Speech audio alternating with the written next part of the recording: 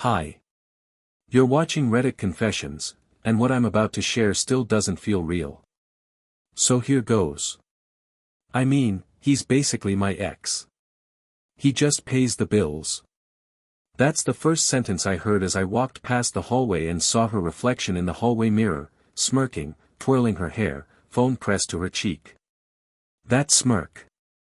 I'd seen it before. Years ago. When she got away with lying about canceling a gym membership she never used. When she conned the warranty guy into replacing her cracked iPad. That's her "I'm winning" smirk. This time. She was talking about me. She didn't see me standing there. I wasn't supposed to be home. The client call I was on got cancelled, so I came back early. Stupid me, I even picked up pastries from her favorite overpriced bakery on the way, thinking maybe we could sit on the porch together. But instead I froze in the hallway, half hidden behind a doorframe, holding a croissant box and listening to my wife reduce me to a utility company. No, really. He's not even emotionally there anymore. I go do my thing, and he just keeps the lights on. Pause, laughter. Honestly, it's kind of perfect. I get the life I want, and he thinks we're still working on things. Bless his heart. Bless my heart. That phrase. That fake southern politeness she weaponizes when she's mocking someone.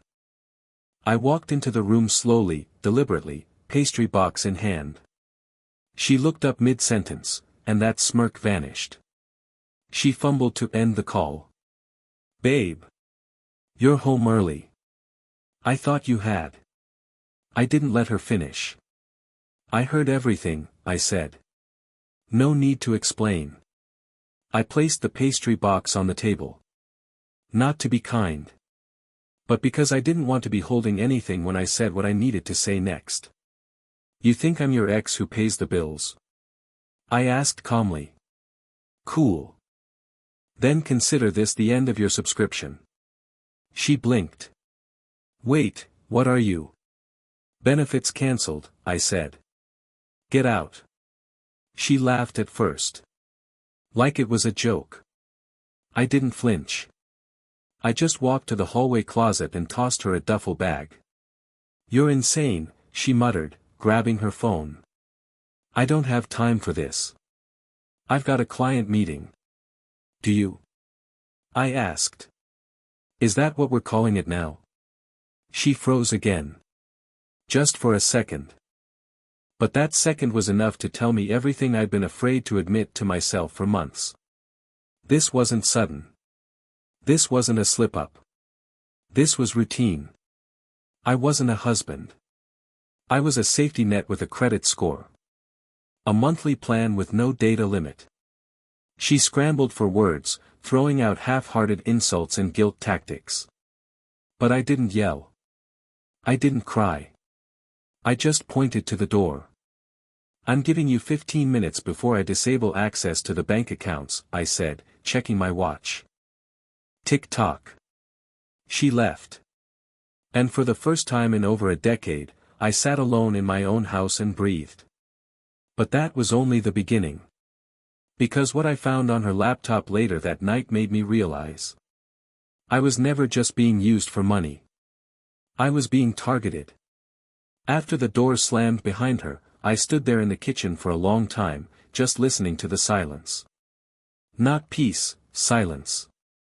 There's a difference. Peace has warmth. Silence is what you get after a bomb goes off and the dust hasn't settled yet. I wasn't trying to be brave. I wasn't some cool-headed genius playing 4D chess. I was just done. There's this specific kind of numbness that kicks in when your reality collapses in front of you. You stop overthinking. You stop defending them in your head. You stop making excuses for the person who's been hollowing you out one sarcastic comment at a time. I went upstairs. Not because I had a plan. I just didn't know what else to do. I ended up in her home office, a space she insisted on creating during lockdown. It used to be our guest room, but she turned it into her creative energy sanctuary, or whatever the hell she called it when she redecorated it in muted earth tones and bought a $300 lamp shaped like a moon. I sat down in her chair. Opened her laptop. I know, privacy and all that, but I figured if she could talk about me like I was a Wi-Fi bill, then I didn't owe her digital courtesy anymore. I didn't even need to dig. It was all right there. A folder on her desktop named Sparkles Monica's World Sparkles. I clicked on it. Inside were subfolders, some for her design clients, others for mood boards and logo ideas, but one was titled Hold. Just that. Hold. I opened it. Inside were screenshots. Dozens of them. Text threads. Voice note transcripts. Photos that made my stomach drop. I wasn't just being cheated on, I was being discussed like a failed prototype. An outdated model. Something to be replaced. There was one thread with someone named C.G. Wineglass that stood out. Monica, he has no clue. Keeps thinking I'm emotionally distant because of work stress. Face with rolling eyes. C.G., he's probably planning some cringy let's reconnect weekend. LMAO. Monica, he is. He booked a cabin. In the mountains. With no cell service. I almost died laughing. I didn't cry. I wanted to. But nothing came out. I just sat there blinking at the screen, reading her messages with people I'd never met, while my own memories collapsed behind my eyes. That cabin trip she canceled last minute. She told me she had a migraine. I even made her soup that night. I kept reading. There were conversations where she openly talked about what she'd do once she got her bonus, how she'd relocate, rebrand, and restart. One message said, "Gonna liquidate quietly. He won't even notice until I'm gone." Liquidate. Like I was a storage unit. I opened the finance app on her desktop and realized she'd already started. Small transfers. Spread out over weeks. Into a PayPal account with a vague name like Wellness Legacy Co. She was moving money out of our joint account right under my nose. Not enough to trigger alerts. But enough to notice, if I'd been looking. But I hadn't. I'd been busy trying to fix things. Trying to be the steady one. I stared at the screen, my reflection ghosting over her desktop wallpaper, a photo of us on our 5th anniversary. I remember taking that picture. I remember how tight she held my hand. I thought it meant something. That night, I slept on the floor in the office. Not out of spite. I just couldn't walk back into our bedroom. Not yet. The next morning, I made 2 calls. One to my bank. The other to a lawyer whose name I found on a forum thread titled, "Clean Divorce Planning When You're the Breadwinner." I wasn't even angry. I was surgical. But what happened 2 days later, that changed everything. Because 2 days later, a man showed up at my door. And he wasn't a stranger. I didn't recognize the knock at first. You know how someone you've known for years knocks in a rhythm that feels familiar? This wasn't that. This was 3 short raps, deliberate, stiff, like someone who didn't want to be there but had no choice. I checked the peephole. No clipboard. No delivery. Just a man in his late 40s, button-up shirt, salt and pepper beard, looking like he hadn't slept well in weeks. I opened the door halfway, cautious. "Can I help you?" He looked at me with something between pity and apology. "Are you Calvin?" "Yeah."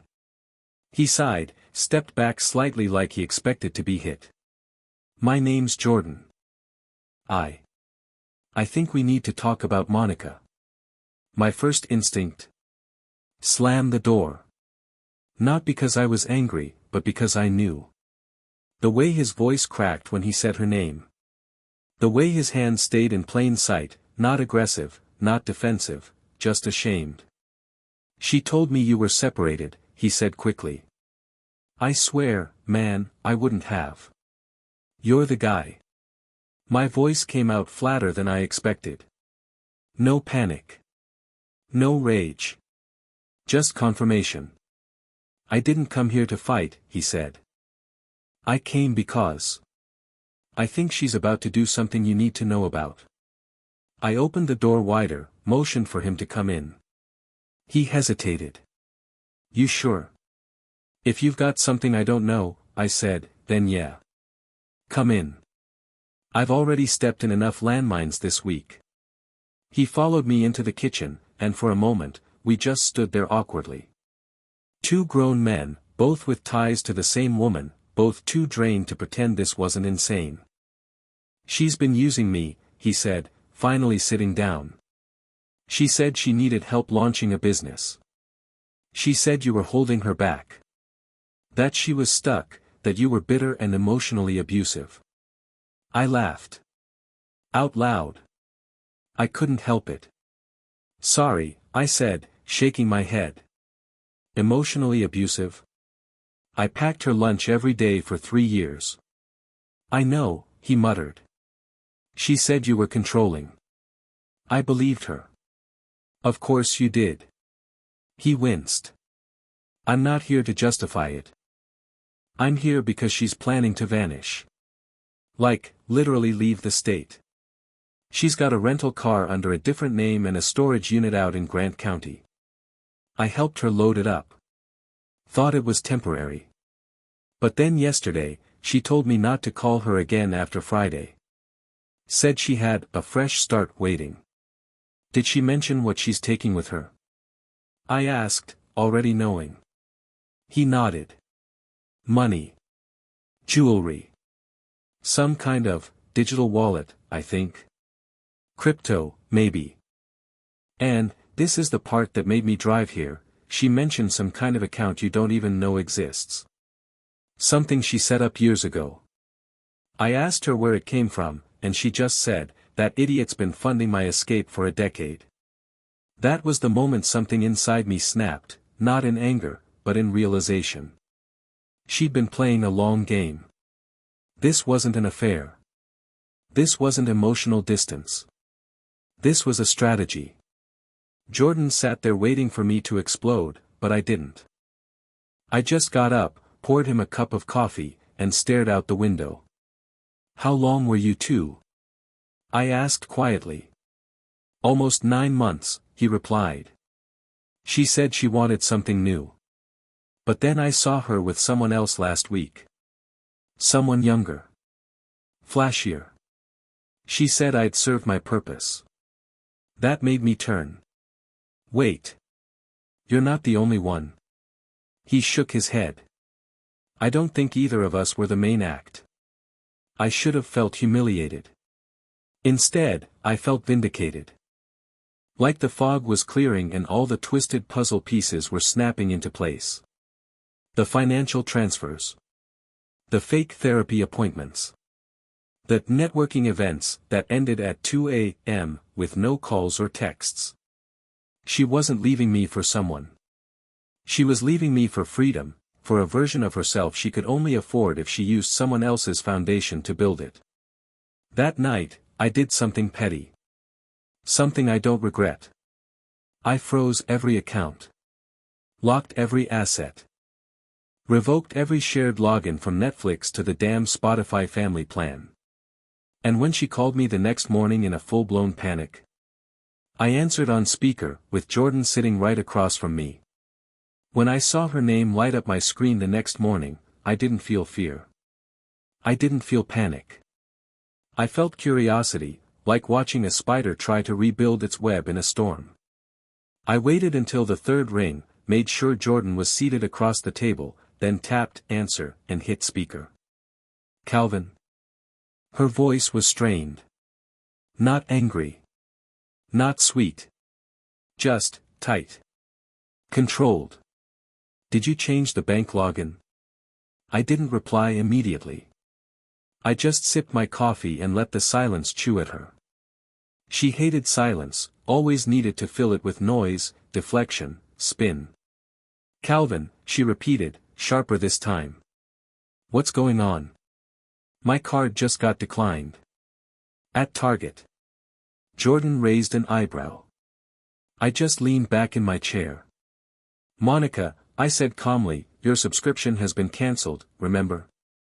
You called me your ex. I'm just giving you the freedom you wanted. There was a pause. The kind of pause that tells you someone just had their entire plan yanked out from under them. Okay, listen, that was taken out of context. I was joking with a friend. You're blowing this up. Cut it, I said. My tone changed. You lied. You stole. You had backup plans on backup plans. And you underestimated the one thing I had left. What? Time. She scoffed. What does that even mean? It means while you were busy building your escape plan, I was cataloging every expense. Every transfer. Every phone bill with the same unknown number you kept texting at midnight. I didn't want to believe it. I didn't even want to see it. But now. I see everything. She went quiet. Then came the pivot I expected, the tears. Calvin, I didn't mean for it to go this far. I just felt trapped. You're so mechanical sometimes. I needed to breathe. You needed to breathe, so you drained our savings and lined up lovers like backup singers. Jordan winced at that. She didn't know he was there. Not yet. That's not fair, she snapped. Neither is using someone for 10 years while planning your grand exit behind their back. Then I dropped it. Oh, by the way. Say hi to Jordan. There was a long, jagged silence. Then, what? He's here. Sitting across from me. Drinking my coffee. Which is kind of poetic, considering how many things you made him pay for using my accounts. Why would you bring him into this, she stammered. He brought himself. Turns out, he wasn't cool with being manipulated either. Weird, huh? The rage came next. You have no idea what you're doing, Calvin. You think freezing accounts and playing hero makes you smart? I will burn this entire thing down before I let you ruin what's mine. That was the line. That was the moment I knew she was never sorry. Not for the lies. Not for the theft. Not even for cheating. She was only sorry that the plan collapsed before she got to disappear with the money. So I said one last thing before ending the call. You already did burn it down, Monica. I'm just sifting through the ashes to see what's left that's mine. Click. Jordan let out a long breath. You okay? No. But I'm not pretending anymore. He left shortly after that. Said he was going to try to salvage what little dignity he had. I respected that. I don't know if I'll ever see him again. But weirdly, I think we both walked away understanding each other better than we ever understood her. Later that night, a strange email hit my inbox. No subject line. No message body. Just an attachment. A video file. I hovered over it for almost a minute before opening it. I should have listened to my gut. Because what I saw changed everything. I opened the video file on instinct. I should have waited. Should have taken a walk, eaten something, called someone, anyone. But when you're drowning in betrayal, your judgment doesn't whisper anymore. It screams. And mine screamed, see it. Now. The screen lit up. The footage was grainy, like it had been pulled from a phone with a cracked lens. There was a living room I didn't recognize. Dim lighting. And Monica.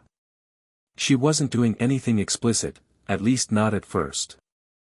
She was seated on someone's lap, giggling in that high-pitched, performative way she only used when she was trying to get what she wanted. She was wearing a dress I didn't recognize, a necklace I did, one I bought her for our anniversary, now tangled between her collarbones like a cruel joke. And then she started talking. He still has no clue, she laughed. I almost feel bad. Almost. The camera shifted slightly. The guy's face wasn't fully visible, but I recognized his voice. It wasn't Jordan. It was someone else entirely. You ever get that feeling when the room suddenly feels smaller? Like the air just tightens around you? That's what happened when I heard the voice. Because I knew it. It was my coworker. Devin. A guy who sat 3 desks down from me for 4 years. The guy I once loaned $1,500 to when his car got towed. The guy who got drunk at my birthday party last year and fell asleep on our guest couch. I paused the video. Walked away. Came back. Pressed play again just to be sure. He thinks he's playing chess, Devin muttered. But he's still handing you pieces. Monica leaned in closer to him. Let him think that. The more time he wastes reacting, the easier it is to walk away clean. That was it. I closed the laptop. Sat in the dark with just the glow of the screen bouncing off the walls. There was no yelling. No punching holes in the wall. Just that quiet kind of grief that makes your arms heavy and your mind float. This wasn't just betrayal. This was strategy. This was Monica aligning every piece on the board so I'd be too stunned to stop her. She didn't just cheat. She built a network. Devin, Jordan, and who knows how many others, tools in her escape kit. Every conversation we had, every argument, every reconciliation, it was all material she fed to them. Fuel for her narrative. I didn't sleep that night. Instead, I started building my own file. Not out of spite. Out of survival. I printed screenshots. Dates. Timestamps. Emails. Financial transactions. Devin's phone number pulled from our internal work directory. I highlighted patterns. Not for revenge, but for clarity. Because if there's one thing betrayal robs you of, it's your sense of truth. And I needed to reclaim mine. At 3:42 a.m. I sent one email. To HR, subject line, urgent conflict of interest and breach of confidentiality, Devin Carter. I didn't write anything dramatic. Just attached the video. A short message: this footage contains a personal conflict that overlaps with company trust and internal data exposure. I would like to speak with legal and HR immediately. I hit send. Then I sat on the couch, staring at the blank television screen, waiting for the world to catch fire. Because if Monica thought I was just a walking wallet with soft feelings, she had no idea what a quiet man can do when he finally stops believing in second chances. I walked into work that morning like nothing had happened. That's the dangerous thing about silence, it lets you wear a mask. Nobody could tell that I hadn't slept in 2 days, or that my hands were shaking slightly when I swiped my badge at the front desk. The same badge Devin passed through every morning, usually just minutes behind me. I took my seat. Booted up my monitor. Pretended to read emails. And then I waited. At 9:16 a.m. Devin walked in. Wearing that same smug grin he always wore, like he knew some joke the rest of us didn't. Like he belonged here more than anyone else.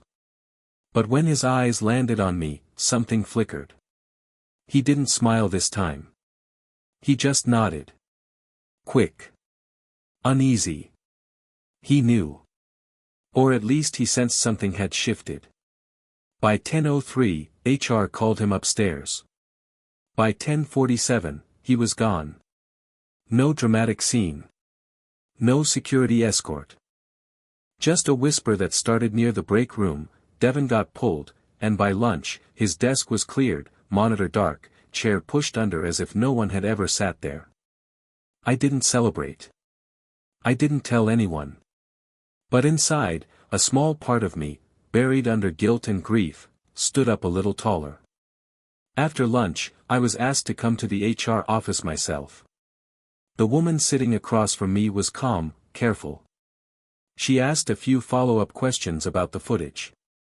About Monica. About whether Devon had ever accessed any company systems while at my home. I told the truth. No embellishment. No speculation. Just the facts. They thanked me. Said it was being documented. Said I did the right thing.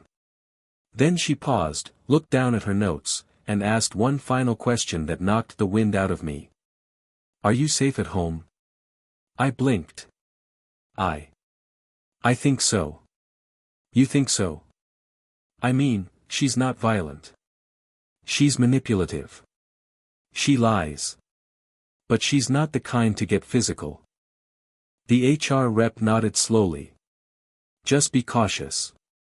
Sometimes when someone's plans fall apart, they become unpredictable.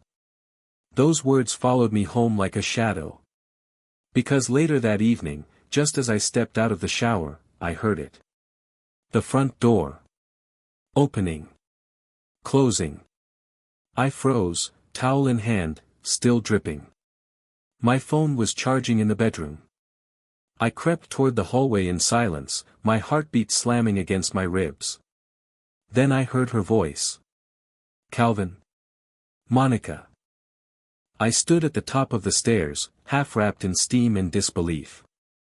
She was standing in the foyer, holding her phone, looking around like she owned the place. What are you doing here? I asked. She looked up. Smiled like it was Tuesday. Like nothing had happened. We need to talk. No, we don't. I'm not here to fight, she said, stepping forward. I think things got out of hand. I could feel the lie before she even finished the sentence.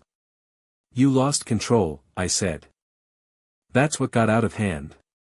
Your plan didn't go the way you mapped it out in that little folder of yours. She blinked. You went through my files. I didn't respond. You're blowing everything up over a few mistakes, she said, her voice rising. I walked down the stairs slowly. Not toward her. Just far enough to see her fully. She had makeup on. Hair done. As if she thought she could charm her way back in.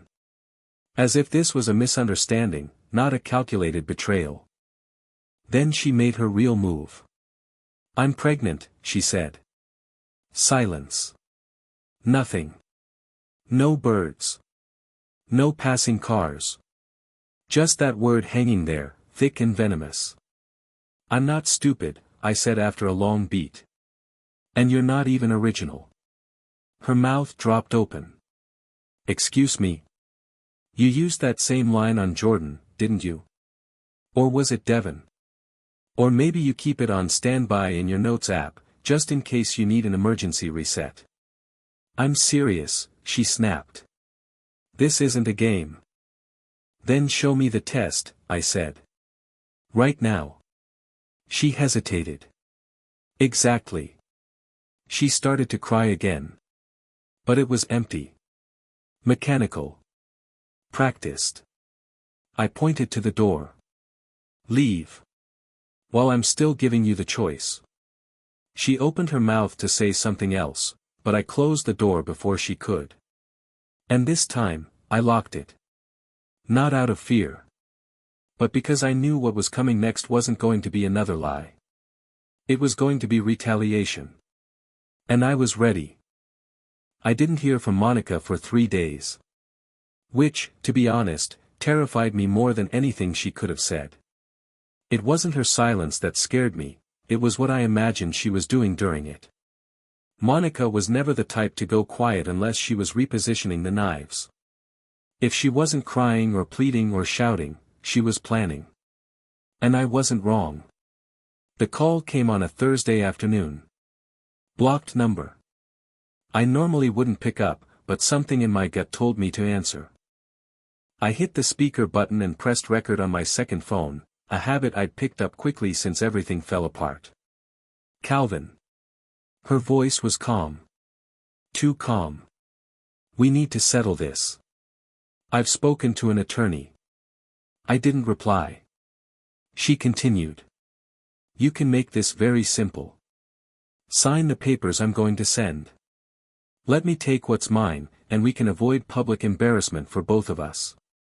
There it was. Not a plea. A threat. What's yours, exactly? I asked. The business account. The laptop. The jewelry.